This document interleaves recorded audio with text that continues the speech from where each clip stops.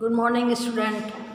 मैं आपको second unit पढ़ा रही हूँ, फिफ्थ यूनिट पढ़ा रही हूँ। फोर्थ यूनिट में आपको बाद में पढ़ा, जब आप कॉलेज आ जाओगे तब आपको इसका एक फर्स्ट टॉपिक मैं आपको पढ़ा चुकी हूँ। अब उसका नेक्स्ट टॉपिक है कि अधिगम हेतु निर्धारण में आकलन का व्यवसायीकरण क्या है। आकलन में व्यवसायीकरण का मतलब होता है कि आप जो भी पढ़ा रहे हो वो अपने बिजनेस में किस प्रकार से काम आ सकता है, उसके क्या क्या लाभ है, शिक्षक क्या प्रदान करता है और शिक्षा क्या प्रदान करती है, ये इसके अंदर आपको आएगा। अब इसके अंदर है सबसे पहले आकलन का व्यवसायीकरण का अर्थ मैं आपको बता रही हूँ।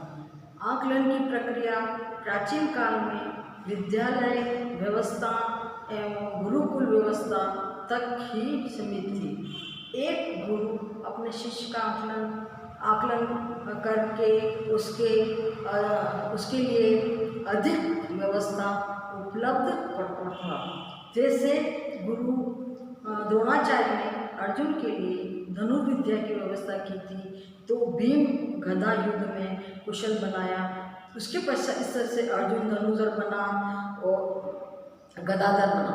प्रत्येक अभिभावक अपने बालक बालिकाओं के लिए यह अपेक्षा करता है कि जो भी उसकी अधिगम शैक्षिक विकास संबंधी आवश्यकता है उनका ज्ञान शिक्षक द्वारा प्राप्त किया जाए तथा उसकी पूर्ति भी शिक्षक द्वारा की जाए।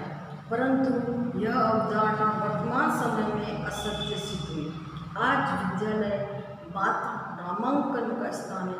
प्रत्येक अभिभावक शिक्षक के आकलन पर संदेह करता है। अतिरिक्त धन कमाने की लालसा के कारण शिक्षक द्वारा छात्रों के आकलन की उचित ढंग नहीं किया जा सकता है।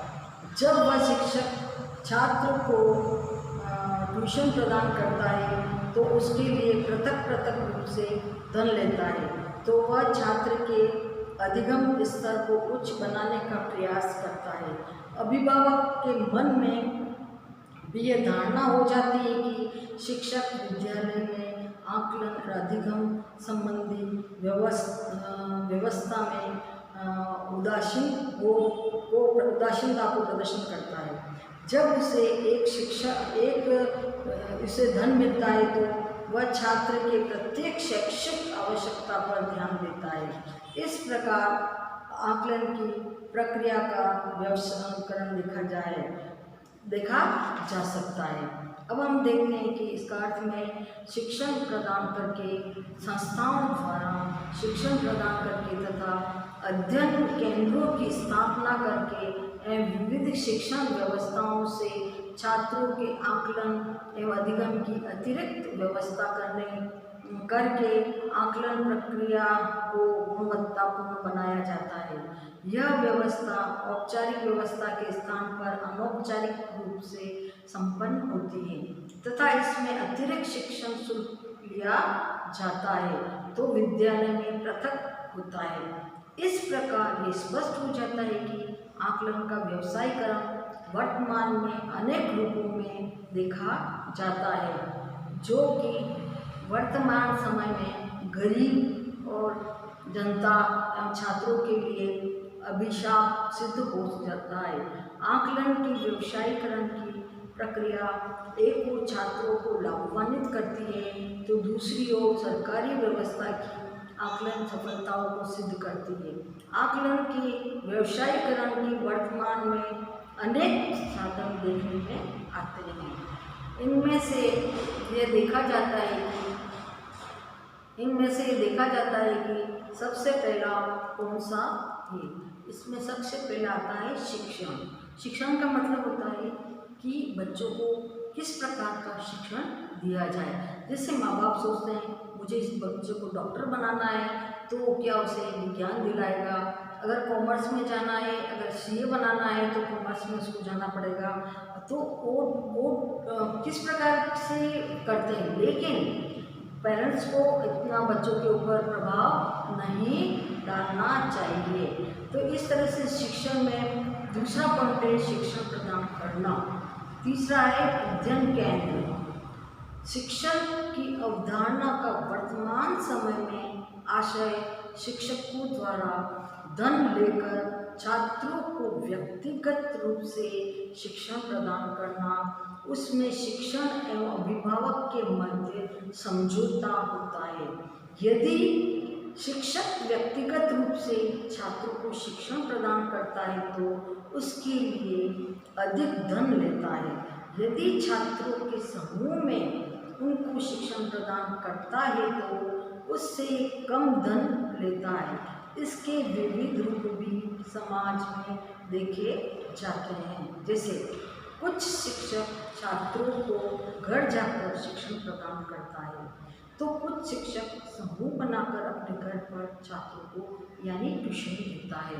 ट्यूशन देने से उसकी क्या स्कूल के पैसे से एक्स्ट्रा पैसे उनसे लिया जाता है। तो बच्चे भी आजकल, पेरेंट्स भी आजकल ऐसे ही हो गए हैं कि बच्चों को ट्यूशन भेजना अपने आप को क्या बड़ा ही समझता है कि मेरी बहुत अच्छी रेपुटेशन है, मैं बच्चों को अच्छा पढ़ाता हूँ। लेकिन ऐसा नहीं, वही शिक्षक आपको स्कूल में पढ़ाते हैं और वही आपको घर पे पढ़ाते हैं, तो क्यों समझ में नहीं आता? आपको इसके लिए अच्छी तरह समझना चाहिए। और अध्यापक को गवर्नमेंट पैसे देती ही है, पर आजकल तो ये डर्रा सा बन गया है। जैसे कुछ शिक्षक छात्रों को घर जाके पढ़ाता है, कोई घर पे पढ़ाता है, क्योंकि इसमें शिक्षक द्वारा पूर्ण मनोयोग का प्रदर्शन किया जाता है। वर्तमान समय में अनेक सरकारी शिक्षकों द्वारा तथा विषय विश्लेषणों द्वारा शिक्षण प्रदान करके छात्रों की शैक्षिक आवश्यकताओं की पूर्ति की जाती है तथा उनके अधिगम स्तर को उच्च एवं स्थायी बनाया जाता है। नेक्स्ट पॉइंट है शिक्षण प्रदान करना। अभी किस प्रकार से इसको शिक्षण प्रदान करना है उसके बारे में आपको बताना है। शिक्षण प्रदान करने की व्यवस्था को कोचिंग कहा जाता है। इसका क्षेत्र व्यापक होता है। इसमें एक से अधिक शिक्षक मिलकर के किसी शिक्षण व्यवस्था को संपन्न करते हैं। जैसे वर्तमान समय में प्रतियोगी परीक्षाओं के लिए छात्रों को कोचिंग प्रदान की जाती है। जैसे बैंक कोचिंग के अंतर्गत प्रत्येक भाग की परीक्षा के लिए विशेष शिक्षक को नियुक्त किया जाता है। बैंक की कोचिंग में गणित, अंग्रेजी, तर्क, बुद्धि परीक्षण, सामान्य जागरूकता एवं कंप्यूटर आदि के लिए विषय विशेषज्ञ शिक्षकों से शिक्षण कराया जाता है। क्योंकि बैंक की प्रतियोगिता परीक्षा में इन सभी विषयों की परीक्षा होती है। इस क्रम में प्रत्येक प्रतियोगी परीक्षा विषय एवं योग्यता के प्रशिक्षण एवं विकास के लिए कोचिंग प्रदान की जाती है। इसमें छात्रों की योग्यता स्तर को एवं मान्यता के अनुसार विकसित किया जाता है। इससे उसका बैंक या प्रतियोगी परीक्षा में चयन हो सके। वर्तमान समय में शिक्षण से लेकर प्रतियोगी परीक्षाओं तक की कोचिंग प्रदान की जाती है। नेक्स्ट है अध्ययन केंद्र, यानी कौन कौन से अध्ययन केंद्र होते हैं जो बच्चे अच्छी तरह से जा करके वहाँ पढ़ सकते हैं और क्या क्या अध्ययन केंद्रों में उनको उपलब्ध होता है। आंकलन के व्यवसायीकरण की प्रक्रिया के अंतर्गत तीसरी प्रमुख साधन अध्ययन केंद्रों की स्थापना को माना जाता है। अध्ययन केंद्रों की स्थापना का प्रमुख उद्देश्य छात्रों की योग्यताओं एवं क्षमताओं का आकलन करना होता है। अध्ययन केंद्रों के माध्यम से छात्रों के अधिगम स्तर को उच्च बनाया जाता है। अध्ययन केंद्रों की व्यवस्था विषय आधारित होती है तथा विविध रूपों में होती है।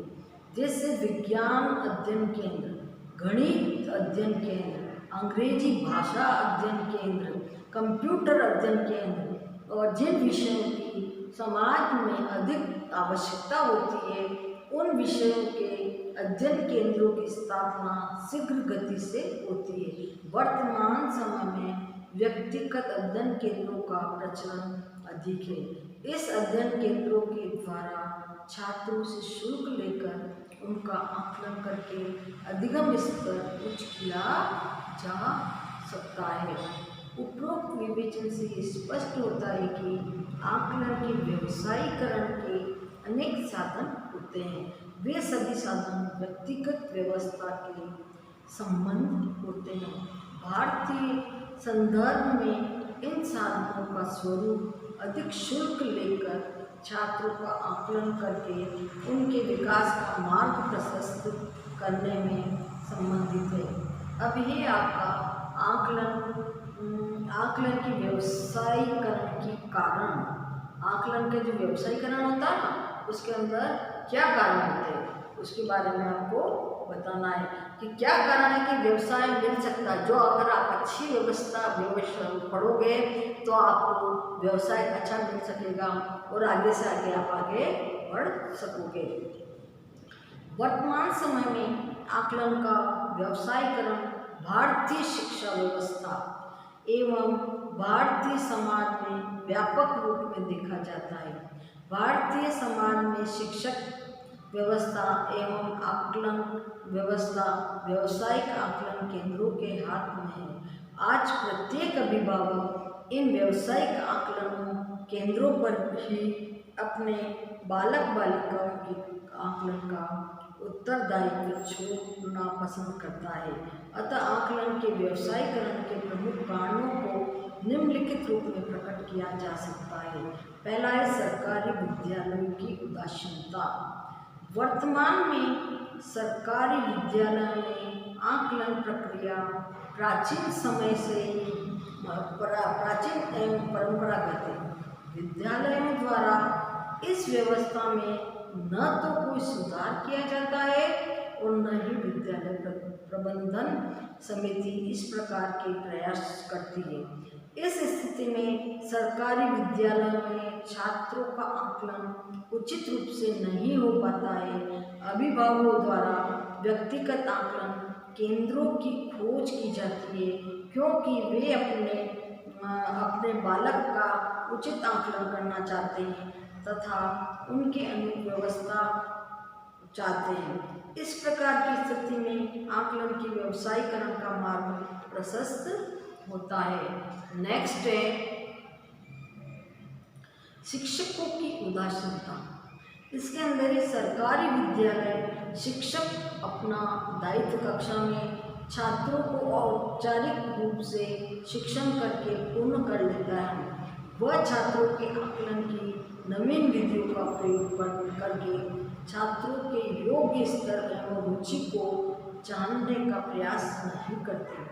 इससे छात्रों का अधिगम स्तर उच्च नहीं हो पाता। इस समस्या से अभिभावकों को भी आघात पहुंचता है। इसके प्रयास से वे ट्यूशन, कोचिंग सेंटर एवं अध्ययन केंद्रों की खोज करते हैं जो कि व्यक्तिगत व्यवस्था के अंतर्गत ही उपलब्ध हो सकता है। जैसे आप नेक्स्ट पॉइंट है, जैसे आप ये समझते हैं कि क्या मतलब बच्चे कोचिंग जाएंगे और स्कूल, फिर बच्चों की आदत भी ऐसी हो जाती है। वह क्या करते हैं कि स्कूल में तो नहीं पढ़ते हैं और ट्यूशन पे जाकर के वह पढ़ाई करने की कोशिश करते हैं। नेक्स्ट है सरकारी संस्थाओं में संसाधनों का अभाव। गवर्नमेंट स्कूल में क्या है कि गवर्नमेंट पूरे बच्चों को पूरी सुविधाएं नहीं देती। उससे बच्चों के मन में ये हो जाता है कि मेरे को कुछ भी समझ में नहीं आता है। प्राइवेट जाते तो वो ट्यूशन वाले क्या करते हैं कि उसके अंदर अपने घर पे ही सारी चीज़ें उपलब्ध करा देते हैं, क्योंकि बहुत से बच्चे ऐसे गरीब होते हैं कि उनके घर पे कंप्यूटर वगैरह नहीं होते हैं। तो इस प्रकार से इन संस्थाओं में, सरकारी संस्थाओं में क्या होता है कि संसाधन पूर्ण रूप से नहीं होते। सरकारी संस्थाओं में प्राय साधनों का अभाव पाया जाता है। सरकारी संस्थाओं में वर्षों से कंप्यूटर उपलब्ध करने का प्रयास किया जा रहा है जिससे कि छात्रों की अधिगम गतिविधियों को रुचिपूर्ण बनाया जा सके तथा आकलन को प्रभावी रूप में संपन्न किया जा सके। इस व्यवस्था को आज तक पूर्ण नहीं किया जा सकता। सकता है, जबकि व्यक्तिगत कोचिंग एवं अध्ययन केंद्रों पर कंप्यूटर एवं इंटरनेट की व्यवस्था पूर्ण रूप से उपलब्ध होती है। इस स्थिति में अभिभावक अपने बालक बालिकाओं को इन केंद्रों पर ही भेजते हैं कि वह वहाँ जाकर के पढ़ेगा। नेक्स्ट है छात्रों की आकलन की योग्यता का अभाव। छात्रों में स्व आकलन की योग्यता का अभाव होने के कारण छात्र अपनी योग्यता एवं प्रतिभाओं का आकलन नहीं कर पाते और न ही अपने लिए अधिगम गतिविधियों का सृजन कर पाते हैं। इस स्थिति में वह शिक्षक व्यक्तिगत ट्यूशन, कोचिंग एवं अध्ययन केंद्रों पर निर्भर हो जाता है। इससे उन सभी साधनों की मांग समाज में बढ़ जाती है। वे सभी साधनों के संचालक आकलन एवं अधिगम प्रक्रिया को व्यवसाय समझकर व्यवस्था का संचालन करने में लग जाते हैं। नेक्स्ट है अभिभावकों में आकलन योग्यता का अभाव। आकलन योग्यता का क्या अभाव? उनको अभी नॉलेज नहीं है अभिभावकों को कि हमें किस तरीके से इन बच्चों को ध्यान में इनको पढ़ना चाहिए। स्कूल में जाकर के अध्यापक से पूरी परामर्श लेनी चाहिए कि वो किस तरीके से पढ़ा रहे हैं, क्यों हम ट्यूशन भेजें, हमारे पास इतना पैसा कहाँ है जो हम बच्चों को ट्यूशन कराएं। तो आपको सरकार पैसे इतने पैसे देती है, 50,000, 60,000, 70,000, तो आप इन बच्चों को ढंग से क्यों नहीं पढ़ाएं? तो क्योंकि अभिभावक क्या होते हैं, ग्रामीण अभिभावक होते हैं ना, तो वो क्या बेचारे खेती बाड़ी में समझते हैं और इस क्षेत्र के अंदर वो समझ नहीं पाते हैं। तो इस तरह से ये है ना, सरकार द्वारा आकलन संबंधी नीतियों के निर्धारण में शिक्षा शास्त्र निर्धारण में मतलब प्राय अभिभावक को अशिक्षा की व्यापकता देखी जाती है। अपन देखते हैं कि सरकार ने जो भी आकलन संबंधी विचार किए तो पेरेंट्स क्या करते हैं, वह गांव के होते हैं, वो अशिक्षित होते हैं बेचारे, उनको कुछ समझ में नहीं आता है।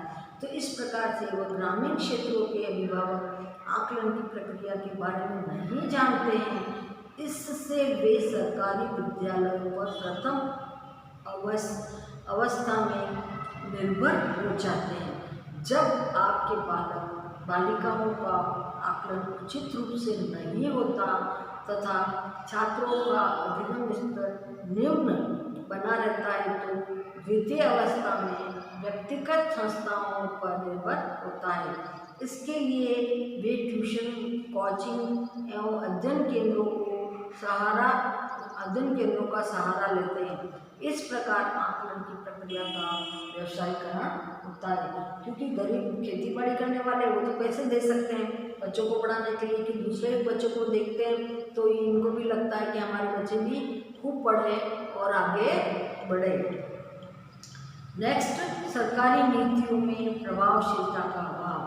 सरकार द्वारा आकलन संबंधी नीतियों के निर्माण में शिक्षा शास्त्रियों या मनोवैज्ञानिकों की सहभागिता नहीं ली जाती। इसके परिणाम स्वरूप आकलन संबंधी नीतियाँ छात्रों के अनुरूप तैयार नहीं हो पाती। इन नीतियों को प्रशासनिक अधिकारियों द्वारा तैयार किया जाता है। इससे वे नीतियाँ प्रभावहीन सिद्ध होती हैं, जबकि व्यक्तिगत संस्थाओं में शिक्षण शास्त्रियों एवं मनोवैज्ञानिकों का सहयोग लेकर नीतियाँ तैयार की जाती हैं। इसके लिए प्रत्येक अभिभावक बालक बालिकाओं के अधिगम, सुधार एवं आकलन के लिए व्यक्तिगत संस्थाओं का सहारा लेते हैं। इस प्रकार आकलन का व्यवसायीकरण हो जाता है। नेक्स्ट है धन का अभाव एवं धन का दुरुपयोग। सरकारी विद्यालयों में भौतिक साधनों की दृष्टि से धन का अभाव होता है, क्योंकि सरकार के पास आकलन एवं अधिगम व्यवस्था सुधारने के लिए, शिक्षण यंत्रों के लिए तथा शिक्षण तकनीकी के लिए बजट नहीं होता। यदि किसी प्रकार सरकार धन उपलब्ध करा पाती तो उसको विद्यालय व्यवस्था तक पहुंचाने की ही नहीं दिया जाता। सरकारी तंत्र में व्यापक भ्रष्टाचार के कारण ही अभिभावक व्यक्तिगत ट्यूशन, कोचिंग एवं अध्ययन केंद्रों पर निर्भर होती है तथा आकलन प्रक्रिया का व्यवसायीकरण संभव होता है। नेक्स्ट है सरकारी व्यवस्था पर विश्वास का अभाव। अभिभावकों का सरकारी व्यवस्था पर पूर्ण विश्वास नहीं होता, इसलिए सरकारी विद्यालयों में छात्र संख्या कम हो रही है। सरकारी विद्यालयों में विश्वास के अभाव के कारण उनकी आकलन एवं अधिगम प्रक्रिया पर विश्वास नहीं होता, इसलिए ट्यूशन, कोचिंग एवं अध्ययन केंद्रों पर छात्रों की भीड़ बनी रहती है तथा अभिभावक भी यही चाहते हैं कि उनके बालक बालिकाएं सरकारी व्यवस्था से दूर रहे तथा व्यक्तिगत अधिगम एवं आकलन व्यवस्था के लिए ट्यूशन एवं कोचिंग की सहायता प्राप्त करें। फिर नेक्स्ट है परंपरागत उपकरणों का उपयोग। सरकारी विद्यालयों में परंपरागत उपकरणों का प्रयोग होता है, जैसे निबंधात्मक परीक्षाएं, वार्षिक एवं अर्धवार्षिक परीक्षाएं एवं अमानवीकृत परीक्षाओं का प्रयोग आदि। इस व्यवस्था में छात्रों का आकलन विचित्र रूप से संभव नहीं होता तथा उनके अधिगम स्तर में भी सुधार नहीं होता। परिणाम स्वरूप अभिभावक एवं छात्र दोनों को कोचिंग एवं अध्ययन केंद्रों का सहारा लेना पड़ता है। इस कारण से ही व्यक्तिगत आकलन संस्थाओं में वृद्धि हो रही है। नेक्स्ट है सरकारी विद्यालयों के शिक्षकों की व्यस्तता। सरकारी विद्यालयों के शिक्षकों को कार्य के अतिरिक्त बोझ से व्यस्त बना दिया है। इसके लिए वह शिक्षण अधिगम प्रक्रिया में संलग्नता से के स्थान पर सरकारी कार्यों में अधिक संलग्न होता है। इस स्थिति में वह छात्रों की आकलन एवं अधिगम व्यवस्था पर ध्यान नहीं दे पाता तथा अभिभावक बालक बालिकाओं को ट्यूशन, कोचिंग एवं अध्ययन केंद्रों पर भेजते हैं। शिक्षकों से परामर्श का अभाव। आकलन के लिए उपकरणों के प्रयोग एवं आकलन के लिए विविध गतिविधियों के निर्धारण में शिक्षण को स्वतंत्रता नहीं होती और न ही उससे परामर्श लिया जाता है। छात्रों के आकलन के लिए उसकी जो भी निर्देश प्राप्त होते हैं उससे उसका अनुकरण करना होता है।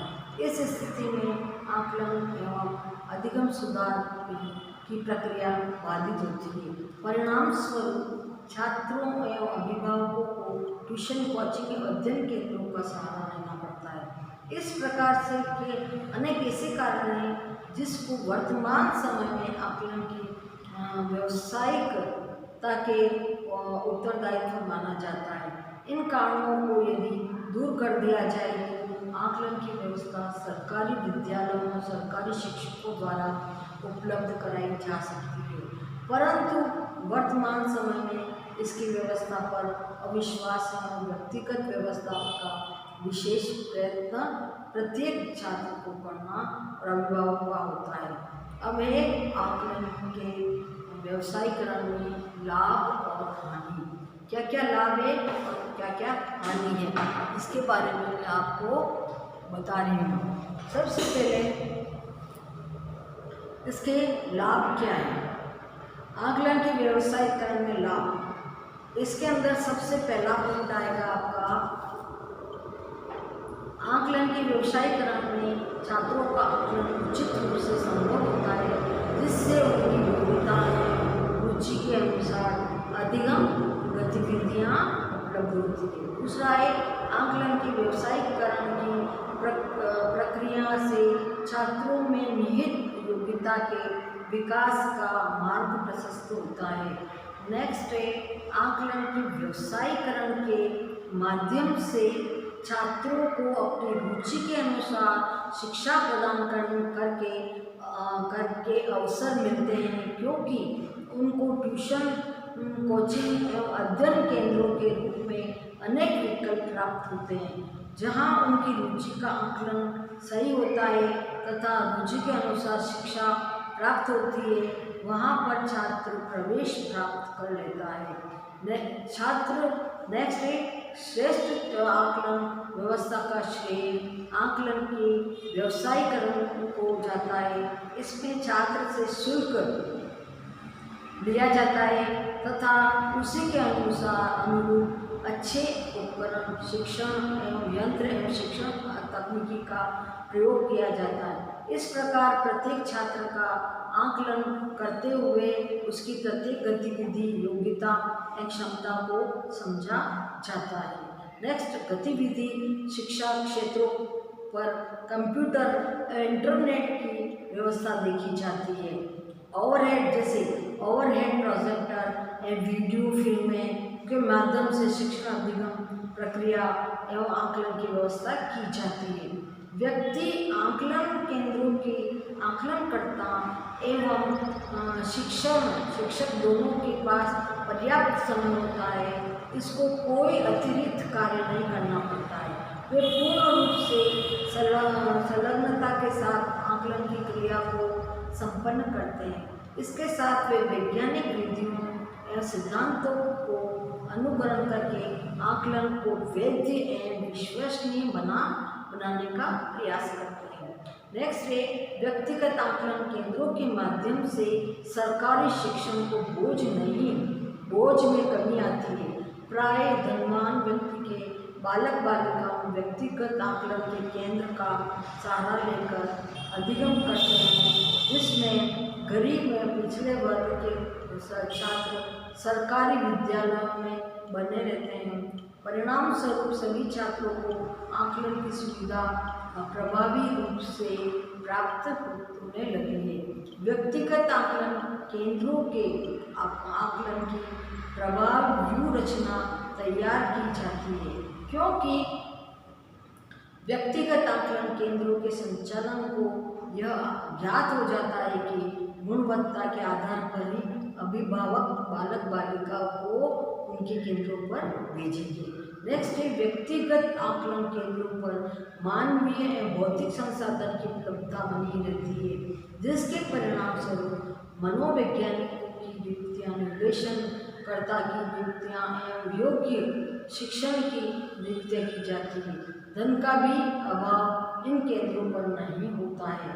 छात्रों के अधिक शुल्क लिया जाता है, इससे आकलन एवं अधिगम दोनों प्रभावी होते हैं। नेक्स्ट है विद्यालय आकलन केंद्र समसामयिक व्यवस्था के अनुरूप चलता है, इसीलिए उनमें उन सभी अनुसंधान के परिणाम को स्थान दिया जाता है। नेक्स्ट है व्यक्तिगत आकलन केंद्रों पर छात्रों की शैक्षिक अशैक्षिक आवश्यकता पूर्ण संभव होती है, क्योंकि इन केंद्रों के पास आधुनिक तकनीकी पूर्ण रूप से होती है प्रकार से और श्रेष्ठ होती है। अब ये आकलन की व्यवसाय की हानियाँ, इसकी क्या क्या हानियाँ हैं वह हानियाँ मैं आपको बता रही हूँ। हानियों में यह आएगा कि सबसे पहले तो है आकलन के केंद्र द्वारा छात्रों की आवश्यकता से अधिक शुल्क लिया जाता है, जिसके सामान्य अभिभावक उनको जमा नहीं कर पाते हैं। इन केंद्रों का लाभ मात्र धनवान व्यक्ति को ही मिलता है। दूसरा है आकलन क्षेत्रों में भी भेदभाव की भावना होती है। जो योग्य होते हैं उन पर ज़्यादा ध्यान दिया जाता है और जो कमज़ोर होते हैं उन पर ज़्यादा ध्यान नहीं दिया जाता है, उन्हें नहीं सिखाया जाता है। नेक्स्ट है व्यक्तिगत आकलन केंद्रों पर धन का सम्मान किया जाता है तथा अभिभावक का असम्मान किया जाता है। उनका कोचिंग में प्रवेश नहीं होता है, भले ही वह छात्र प्रतिभाशाली हो, लेकिन गरीब छात्रों का उसमें नहीं बुलाया जाता। उसके बाद व्यक्तिगत केंद्रों द्वारा विविध प्रकार के प्रचार प्रसार के माध्यम से अपने कोचिंग एवं अध्ययन केंद्रों को सर्वश्रेष्ठ करने का प्रयास किया जाता है। झूठे आंकड़ों का प्रदर्शन किया जाता है।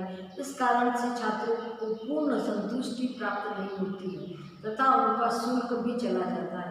इस प्रकार छात्र का कौशल भी इतने संभव है। व्यक्तिगत केंद्रों की व्यवस्था प्रजातांत्रिक सिद्धांतों के अनुरूप नहीं है। इसमें सभी छात्रों के साथ समान व्यवहार नहीं होता है। नेक्स्ट है अभिभावकों द्वारा जब आकलन केंद्रों पर छात्रों के आकलन तथा अधिगम स्तर में सुधार के लिए धन का भुगतान शुल्क होता है, तो वह अभिभावक की मानसिक दबाव पड़ता है और वह बच्चों को नहीं पढ़ा सकते, दुविधा में पड़ जाते हैं कि क्या करें, इन बच्चों को भेजें या नहीं भेजें। उसके बाद व्यक्तिगत आकलन केंद्रों द्वारा सरकारी तंत्र के विरुद्ध दुष्प्रचार किया जाता है कि सरकारी विद्यालय में आकलन और अधिगम व्यवस्था दोनों ही पूर्ण रूप से अच्छी नहीं है।